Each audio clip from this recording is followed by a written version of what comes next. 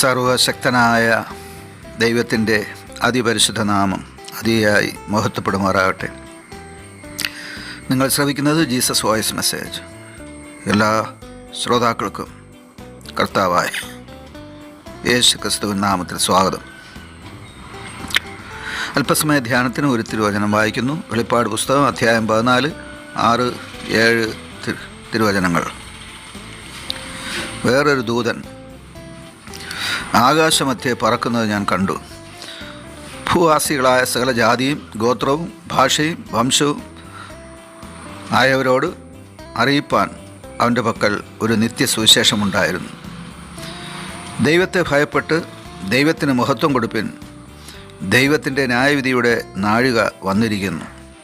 ആകാശവും ഭൂമിയും സമുദ്രവും നീരു ഉറവകളും ഉണ്ടാക്കിയവനെ നമസ്കരിപ്പിൻ എന്ന് അവൻ അത്യുച്ചത്തിൽ പറഞ്ഞുകൊണ്ടിരുന്നു. കർത്താവിൽ പ്രിയരെ, നാം വായിച്ചു കേട്ട വെളിപ്പാട് പുസ്തകം അധ്യായം 14, 6, 7 തിരുവചനങ്ങളിൽ ക്രിസ്തു ശിഷ്യനായ യോഹന്നാൻ, യേശുവിനെ ഏറ്റവും കൂടുതൽ സ്നേഹിച്ച ശിഷ്യൻ, ആ ശിഷ്യൻ പത്മോസ് ദ്വീപിൽ ദൈവിക വെളിപ്പാടുകൾ കാണുകയാണ്. ഈ വെളിപ്പാടുകളിൽ അദ്ദേഹം കണ്ട ഒരു ദൈവിക പ്രത്യക്ഷതയാണ് നാം വായിച്ചു കേൾക്കുവാനിടയായത്. ദൈവത്തിൻ്റെ ഒരു ദൂതൻ ആകാശമധ്യേ പറക്കുന്നത് യോഹന്നാൻ കാണുകയാണ്. ആ ദൈവദൂതൻ്റെ അഥവാ മാലാഖയുടെ കരങ്ങളിൽ ഇതാ ഒരു നിത്യസുവിശേഷം. ആ സുവിശേഷത്തിൻ്റെ പ്രത്യേകത നാം അടിവരയിട്ട് ചിന്തിക്കേണ്ടതാണ്.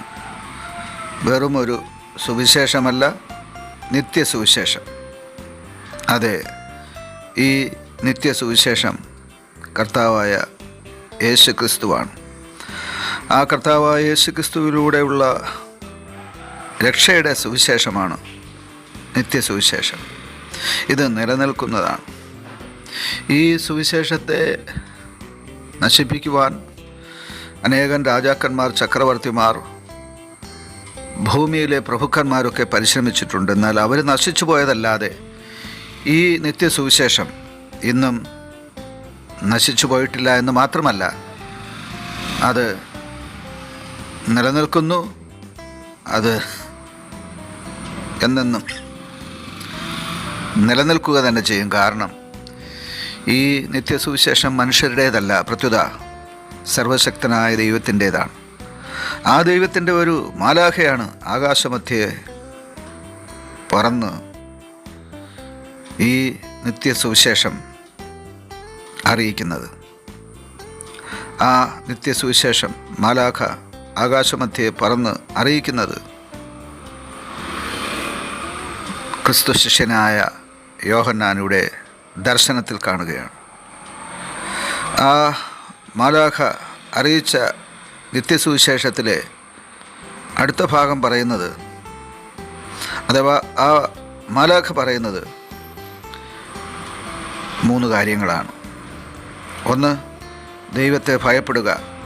2, ദൈവത്തെ മഹത്വപ്പെടുത്തുക. 3, അവസാനമായി ദൃശ്യവും അദൃശ്യവുമായ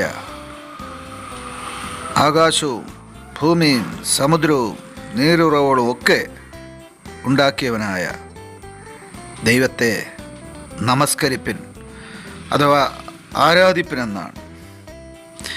ഈ മാലാഖ ആകാശമധ്യേ പറന്ന് ഭൂനിവാസികളോട് പറയുന്ന നിത്യസുവിശേഷം, ആ നിത്യസുവിശേഷം കർത്താവായ യേശു ക്രിസ്തുവിനെ കുറിച്ചുള്ളതാണ്. ആ നിത്യസുവിശേഷം യേശുവിലൂടെയുള്ള രക്ഷയെക്കുറിച്ചുള്ളതാണ്, നിത്യജീവനെക്കുറിച്ചുള്ളതാണ്. ആ നിത്യസുവിശേഷത്തിൽ വിശ്വസിച്ച് നിത്യജീവൻ കരസ്ഥമാക്കുവാനാണ് മാലാഖ പറയുന്നത്. ഒപ്പം ദൈവത്തെ ഭയപ്പെടുവാനും ദൈവത്തിന് മഹത്വം കൊടുത്തുകൊണ്ട് ദൈവത്തെ ആരാധിക്കുവാനും അറിയിക്കുകയാണ് ഈ മാലാഖ. എന്തുകൊണ്ടെന്നാൽ മനുഷ്യജീവിതം ഈ ഭൂമിയിൽ ക്ഷണികമാണ്. മനുഷ്യ ശരീരം നശ്വരമാണ്. മനുഷ്യൻ്റെ ഉള്ളിൽ ദൈവം നൽകിയിരിക്കുന്ന ആത്മാവ് നിത്യമാണ്. ഒരു സ്വർഗവും ഒരു നരകവും ഇതെല്ലാം യാഥാർത്ഥ്യങ്ങളാണ്. മനുഷ്യൻ പാപിയാണെന്നുള്ളത് ഒരു സത്യമാണ്. എന്നാൽ ആ പാപത്തിൽ നിന്ന് വിടുവിക്കുവാൻ സർവശക്തനായ ദൈവം അവിടുത്തെ പുത്രനായ ക്രിസ്തുവിനെ, യേശുവിനെ ഈ ഭൂമിയിലേക്ക് അയച്ചു എന്നുള്ളത് നിത്യസത്യമാണ്. ആ കർത്താവിനെ, യേശുവിനെ സ്വീകരിക്കുന്നതിലൂടെ നിത്യജീവൻ ലഭിക്കുമെന്നുള്ളത് യാഥാർത്ഥ്യമാണ്. യേശു ഒരു മതസ്ഥാപകനല്ല. പ്രത്യുത യേശു എന്ന മാർഗത്തിലൂടെയാണ്, അഥവാ വഴിയും സത്യവും ജീവനുമായ യേശു എന്ന മാർഗത്തിലൂടെയാണ് മർത്യൻ നിത്യത കരസ്ഥമാക്കുന്നത്. ആമേൻ.